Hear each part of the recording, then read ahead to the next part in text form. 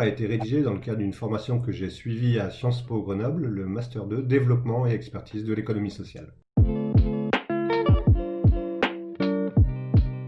J'ai choisi le sujet du militantisme, de l'engagement par l'emploi chez les jeunes, pour essayer de comprendre ce qui me semblait un paradoxe. Aujourd'hui, on constate que de plus en plus de jeunes s'orientent vers les carrières de l'ESS, notamment dans les formations supérieures, qui les destinent à être demain les nouveaux cadres de l'ESS. Pourtant, de nombreuses études tentent à montrer que dès qu'on parle rémunération, quantité de travail, voire parfois conditions de travail, l'ESS n'est pas la plus attractive ou la plus séduisante des voies professionnelles. Alors, pourquoi font-ils ce choix-là? Qu'est-ce qui les attire? Qu'est-ce qui les anime? Et si, contrairement à ce qu'on entend parfois, eux aussi, ils entendaient bien transformer le monde? Ma question, au fond, c'était de comprendre si les jeunes qui s'engagent vers l'ESS le font par militantisme, par volonté de s'engager. Et donc de savoir si l'ESS, au fond, est, comme elle l'a été à ses origines, toujours une affaire de militants.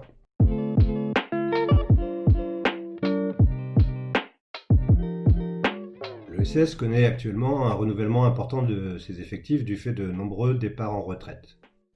Ça concerne évidemment aussi les cadres qu'il va falloir massivement renouveler. Qui seront les cadres de l'ESS de demain? Qui dirigera l'ESS de demain? Ça me semblait une question intéressante. D'autre part, si on conçoit l'ESS comme une économie engagée qui entend proposer des alternatives, il faut bien reconnaître que les dernières évolutions législatives ont un peu semé le trouble dans le discours historique militant de l'économie sociale. En 2014, la loi Hamon, puis la loi Pacte, la RSE, l'émergence de l'entrepreneuriat social, on voit apparaître de nouvelles formes économiques qui intègrent elles aussi des préoccupations sociales, sociétales ou environnementales dans leurs objectifs, dans leurs principes et dans leurs organisations. Tout cela vient un peu brouiller le discours de l'économie sociale et solidaire. Il devient parfois difficile de comprendre quelle est sa singularité, en quoi elle se différencie, et donc il peut être difficile pour quelqu'un qui souhaite s'engager de comprendre ce qu'elle propose.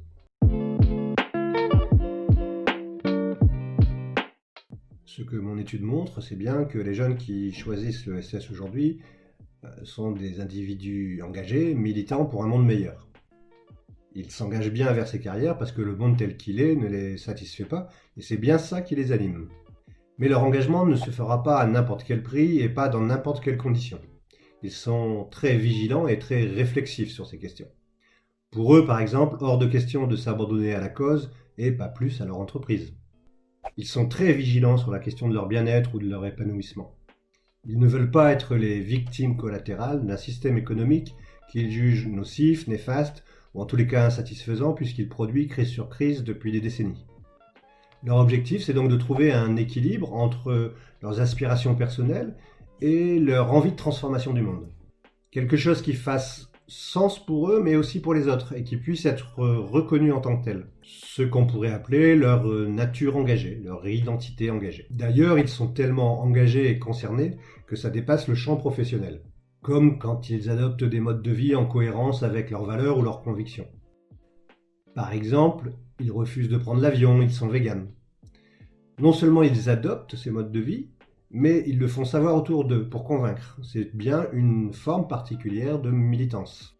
Alors, naturellement, ce choix professionnel de l'ESS, un peu marginal, c'est aussi une façon de refuser le modèle dominant, de refuser de cautionner un système économique qu'ils jugent inefficace à minima pour les êtres humains comme pour la planète. Mais en tant que choix professionnel, ça n'est jamais qu'une des composantes de leur engagement, ça n'est jamais qu'une des facettes de leur identité engagée.